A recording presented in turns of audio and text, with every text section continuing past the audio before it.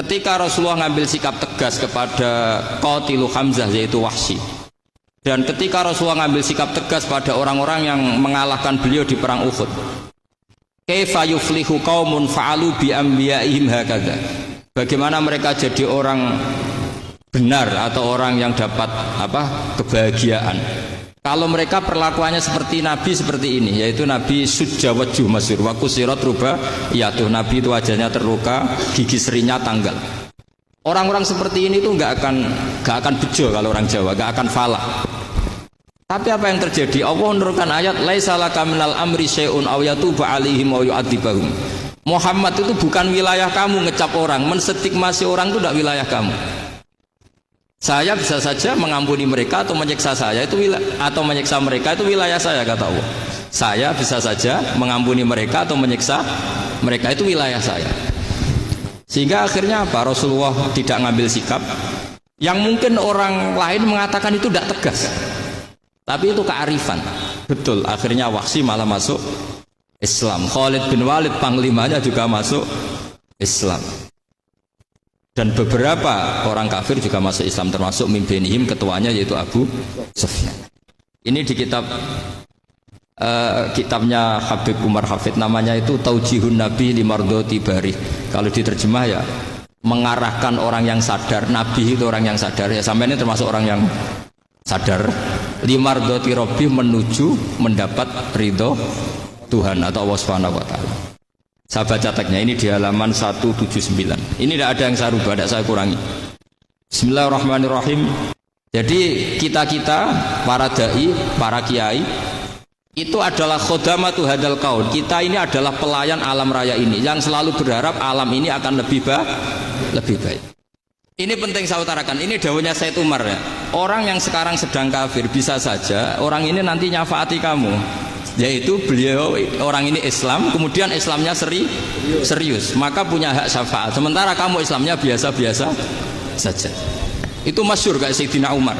Sayyidina Umar Islam di hari itu langsung makomnya makom yang a'la, sehingga mengalahkan yang sudah Islam lebih lama. Karena Islamnya Umar itu menjadi izzatul Islam betul. Makanya jangan benci orang tegas teman-teman, kadang ya ada baiknya. Abu Bakar itu sudah Islam tapi layinal janib, orangnya santun. Kalau dipisoi orang yang menengahi lah, kira-kira seperti itu. Begitu juga Bilal, Ammar, Suhaib. Singkat cerita, Rasulullah itu sering dibully ya, sering disiksa orang-orang kafir. Rasulullah berharap, wah kalau yang Islam gini terus repot. Melihat Umar ini petarung di pasar Uka, dia dapat uang itu kalau tarung, menangan.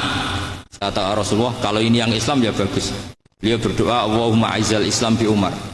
Itu kira-kira 2 hari dari doa beliau, Umar masuk Islam. Itu pertama masuk Islam itu orang-orang kafir diparani. Kalau kamu ganggu Rasulullah Muhammad tak bunuh. Semenjak itu orang kafir yang gentenan sembunyi. Sehingga kata para mereka yang Islam selalu jaya mut aslama Umar, ketika Umar masuk Islam. Itu dalam 1 hari Islam itu Rasulullah sudah ngendikan Umar yang Islam sehari ini imannya kalau ditimbang separuh ahli dunia masih unggul sama Islamnya Umar. Nah bisa saja seperti itu. Jadi saya minta sama teman-teman yang mencintai ilmu, tidak tegas itu bagian dari ketegasan dalam ilmiah. Karena kita ini tidak mengendalikan dunia, tidak mengendalikan hidayat, hanya Allah piyambak yang ngasih hidayat. Maka sikap kita laisa laka minal amri syai'un aw yatuba alaihim aw yu'adzibahum. Rasulullah yang ahabbul khalqi ilallah saja tidak boleh tegas karena semuanya potensi itu ada. Cuma kita tegas dalam kebenaran saja, tapi nggak perlu tegas dalam mengawal kebenaran. Kenapa demikian? Karena Islam ini agama yang akan dijaga Allah ila yaumil. Yang jaga Islam bukan PBNU, bukan PP Muhammadiyah, bukan kiai. Yang menjaga Islam namun Allah Subhanahu wa Ta'ala.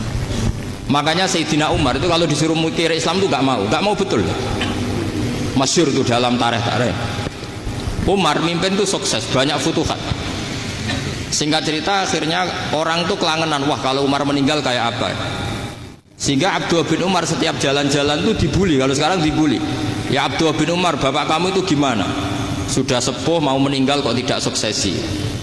Kalau saja ada orang penggembala kemudian meninggalkan kambingnya di hutan, Kamu anggap orang yang mudoyik enggak, menyanyiakan kambing itu enggak? Ya iya, kata Abdul bin Umar. Apalagi amru hadil umat ini mau ditinggal gelanggang, nanti suatu saat Umar meninggal. Boyo suksesi supaya jelas. Logika itu diaturkan ke Umar radhiyallahu anhu, ke Sayyidina Umar. Pertama Umar agak tertarik dengan logika itu. Lama-lama beliau marah. Tidak jadi. Saya tetap tidak akan istikhlaf, tidak akan suksesi. Dan saya tidak akan mikir Islam, katanya. Islam akan diurus oleh Allah Subhanahu. Terus beliau ngendikan, Islam ini jalan ketika ditinggal Abu Bakar. Bahkan ketika ditinggal ahabbul khalqi ilallah, akramul khalqi indallah, yaitu Rasulullah Muhammad sallallahu alaihi wasallam. Coba Islam dulu dipimpin Abdul Qadir ketua wali, dipimpin Wali Songo, dipimpin orang top-top. Sekarang dipimpin mondok 3 bulan jalan. Karena Islam yang ngatur Allah Subhanahu wa taala.